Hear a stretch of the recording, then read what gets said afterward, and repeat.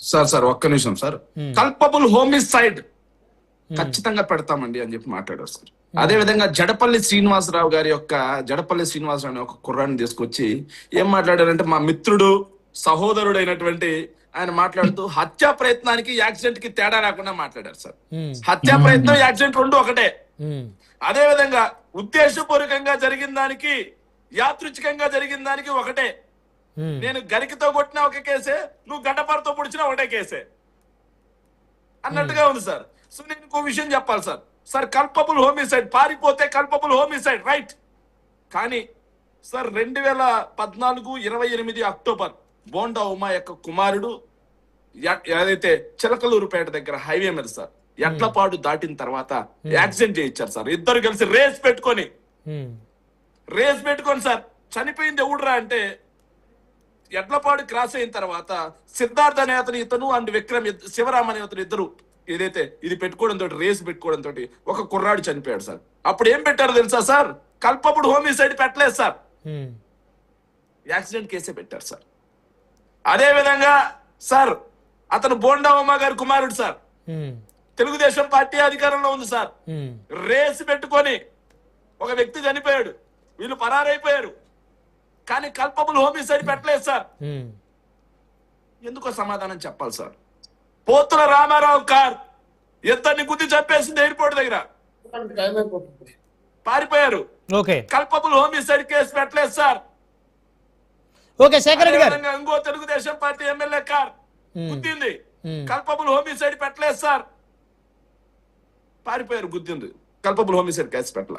ముఖ్యమంత్రి యొక్క car convoy Markapuram దగ్గర గుద్దింది సార్, కల్పబుల్ హోమిసైడ్ పెట్టలేదు సార్. సో కల్పబుల్ హోమిసైడ్ పెట్టారు, బానే ఉంది, నేను కాదట్లా. కానీ జడపల్లి శ్రీనివాసరావు ఇంకోటి కులం గురించి అంటారు సార్. అబ్బా పక్కున నవ్విపోదురు కాక మాకేలా సిగ్గు అన్నట్టు ఉంది సార్ మా వంశీ మాట్లాడుతుంటే.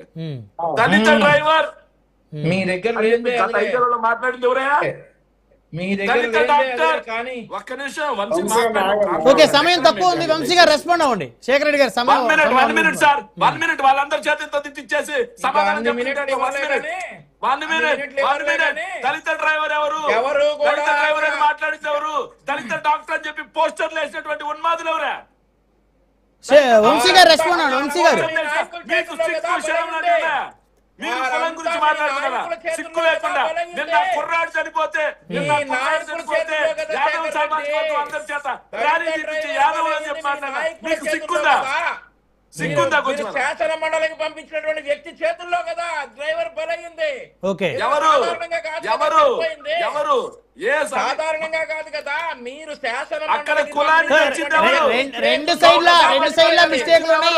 ఎవరో పార్టీ నాయకులను వారు కాపాడుకునే ప్రయత్నం అయితే చేస్తున్న పరిస్థితి స్పష్టం కనపడతా ఉంది, అందులో డౌట్ లేదు. మరాబ్ సురేష్ గారు వన్ వార్డు.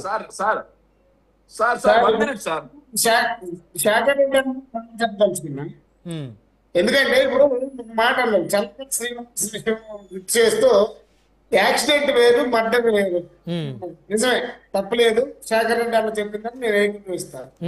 అయితే జగన్మోహన్ రెడ్డి గారిని పొడవడానికి ట్రై చేసి చంపడానికి ట్రై చేసిన ఒక ఏదైతే కోడిగత్తి స్త్రీని ఉన్నారో ఆ స్త్రీని కోసం ఇది నన్ను చంపడానికి ట్రై చేశానని చెప్పి కోర్టుకి వెళ్ళి ఒకరోజు చెప్పుండాల్సిందిగా జగన్మోహన్ రెడ్డి 5 సంవత్సరాల్లో కోర్టుకి ఎందుకు వెళ్ళలేదు ఆయన చంపడానికి ట్రై చేసిన వ్యక్తి మీద?